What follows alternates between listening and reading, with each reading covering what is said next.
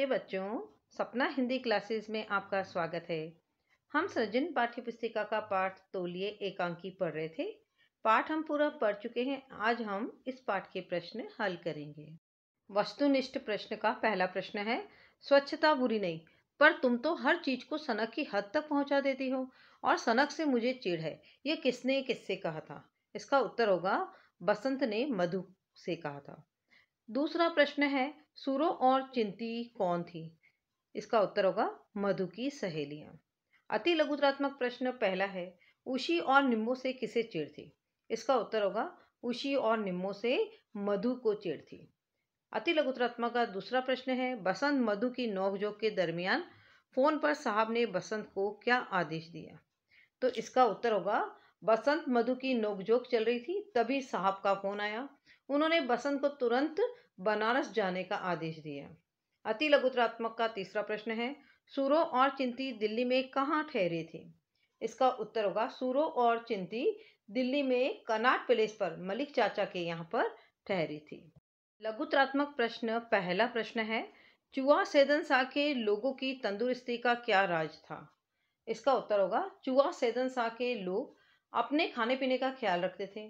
वे दही तथा लस्सी का सेवन करते थे। दही में बीमारी के कीटाणुओं को मारने की शक्ति होती है। इस कारण उनके खून में लाल रक्त कणों की संख्या अधिक थी, इसीलिए वे स्वस्थ रहते थे। दूसरा प्रश्न है, मधु के मामा ने बसंत द्वारा उनका रेजर इस्तेमाल करने के पश्चात क्या किया? इसका उत्तर होगा बसंत ने मधु के मामा का रेजर इस्तेमाल किया और अपनी हजामत बनाई। मधु के मामा ने ब्लेड को फेंक दिया और उस रेजर को कीटाणु मुक्त करवाया। फिर तीसरा प्रश्न है, मधु अपने बचपन के वातावरण व संस्कार के बारे में नौकरानी मंगला से क्या कहती है? इसका उत्तर होगा मधु मंगला से कहती है कि वह बचपन से ही ऐसे वातावरण में पली है जहाँ सफाई और सलीके का बहुत ख्याल रखा जाता था। निबंधात्मक का पहला प्रश्न है, मधु व बसंत में किस बात पर वैचारिक मतभेद है? विस्तार से लिखिए। इसका उत्तर होगा मधु और बसंत पति पत्नी हैं। मधु एक संपन्न घर में पली बड़ी हुई है जहाँ शिष्टाचार और सफाई को बहुत महत्व दिया जाता था। इसीलिए मधु में शिष्टाचार और स्वच्छता के प्रति सनक का भाव उसे परिवार के संस्कारों से मिला था। बसंत एक गरीब परिवार में पला। वह सहज जीवन जीने में विश्वास रखता था। दिखावे की जीवन शैली से उसको चिढ़ थी। मधु और बसंत दोनों के विचार में बहुत भिन्नता थी। मधु सफाई पसंद थी, इसीलिए उसने घर में हर कार्य के लिए और हर व्यक्ति के लिए अलग अलग तौलिए रख रखे थे। किंतु बसंत की आदत थी कि वह कोई भी तौलिया इस्तेमाल कर लेता। मधु चाहती थी कि बसंत अपना तौलिया और किसी काम के लिए निश्चित किया गया तौलिया ही प्रयोग करे, और इसके विपरीत बसंत जो हाथ में आ जाता था उसी तौलिए को लेकर इस्तेमाल कर लेता था। मधु चाहती थी कि बसंत सुबह शाम बनियान बदले, पैर धोकर रजाई में घुसे, बिस्तर पर कुछ खाए पिए नहीं।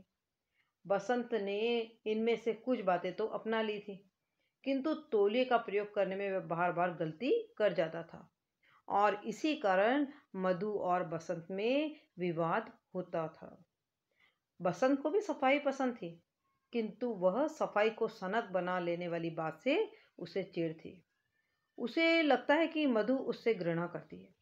मधु भी स्वयं को बदलने की कोशिश करती है, किंतु आदत को वह छोड़ नहीं पाती, यानी कि अपनी जो सफाई की आदत है उसे वह छोड़ नहीं पाती, और इसी बात को लेकर दोनों में ही आपस में विवाद होता रहता है।